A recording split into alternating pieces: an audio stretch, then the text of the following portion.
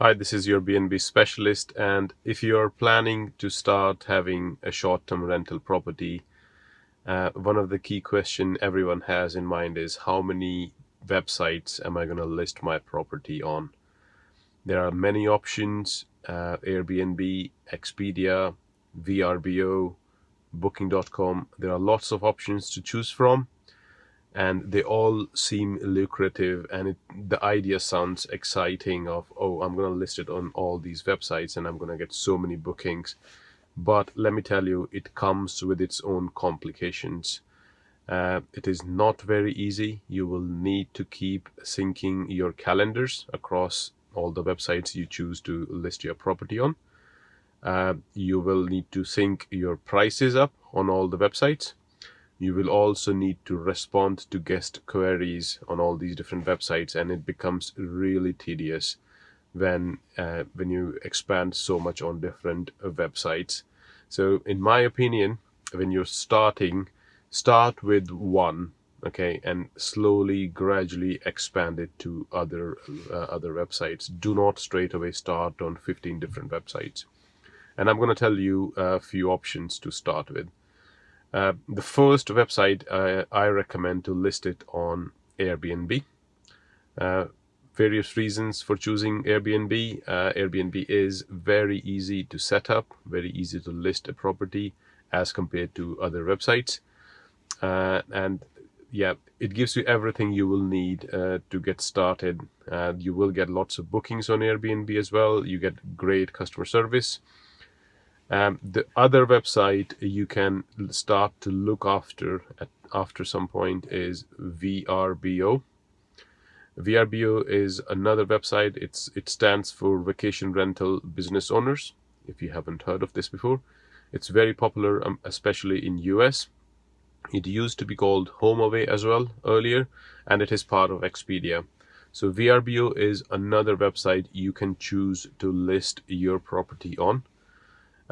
You will still need to sync your calendars and prices, and unless you're setting up the prices manually on Airbnb, you will need to set the prices manually on VRBO as well. There are tools you can use. They can sync the prices and availability on multiple platforms. They're called channel managers.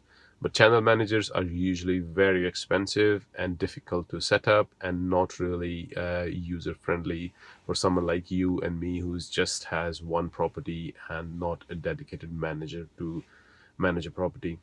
So I will go into the channel manager details later on, but for now, Airbnb first. Start hosting your property on Airbnb for a couple of months. Once you're easy with it, once you know exactly how things work, you can start expanding it towards VRBO. And one tool I would recommend, I will drop the link in the description. This tool connects your listings together.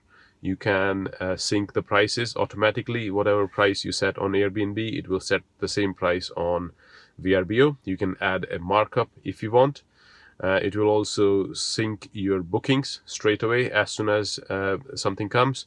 You can also automate messages to guests, so you won't have to respond to each and every query, or you won't have to send all those repetitive messages across different websites. This tool will send the messages for you as well. It does a lot more other things, so try and use something like this. This tool also does Booking.com. So third website, I would say go for Booking.com. And there is a difference in all these three websites. I won't recommend Booking.com if you're using a channel manager or a tool like this, because Booking.com is difficult to deal with. Most importantly, it is very difficult to cancel a booking on Booking.com. So you definitely do not want to experiment with Booking.com. To cancel a booking on Booking.com, you cannot go scot-free. They will relocate the guest somewhere else and charge you the price difference. So if your property was for, let's say, $100, and they had to move the guest after you canceled to somewhere else, and they chose to accommodate them in a $300 property, they will charge that $200 from your bank account. When signing up on Booking.com, They at the same time they get you to sign a direct debit from your account. They will take the payment after the monthly pay run. So that's very important. So I would say try with Airbnb first, gradually start opening it up on VRBO. VRBO also lists your property on Expedia, and it has lots of other child websites. You don't have to deal with them. You will still get all the bookings from one interface, which is VRBO, and then it keeps doing lots of things in the background for you. You won't have to worry about where the booking is actually coming from. It could be Expedia or any other small child websites they have. Third is start having your own booking.com account as well, but only do booking.com when you have all the softwares in place to make sure you never get a double booking. Yeah, that's all about it. The 3 websites I would recommend to list your property on.